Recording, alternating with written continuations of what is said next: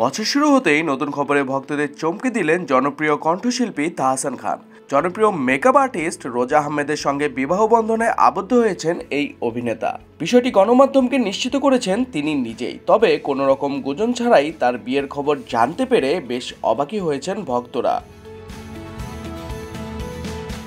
এর আগে প্রায় 18 বছর আগে 2006 সালের 7 আগস্ট বিয়ের বন্ধনে আবদ্ধ হন তাহসান খান ও অভিনেত্রী মিথিলা।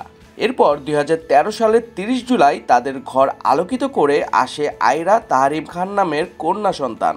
পরে 2017 সালের 4 অক্টোবর বিচ্ছেদের ঘোষণা দেন তাহসান। তার স্ত্রী রোজা আহমেদ নিউ ইয়র্ক বিশ্ববিদ্যালয় থেকে পড়াশোনা শেষ করার পর সেখানে রোজাস ব্রাইডাল মেকওভার নামে একটি রূপসজ্জার প্রতিষ্ঠান গড়ে তোলেন। এক দশকেরও বেশি সময় ধরে এই মেকআপ আর্টিস্ট বাংলাদেশ এবং মার্কিন যুক্তরাষ্ট্র উভয় দেশেই ব্রাইডাল মেকআপ আর্টিস্ট হিসেবে খ্যাতি অর্জন করেছেন। এছাড়াও মেকআপ শিক্ষিকা হিসেবে তিনি নারীদের প্রশিক্ষণ দিয়েছেন এবং অনেককে উদ্যোক্তা হতে সাহায্য করেছেন।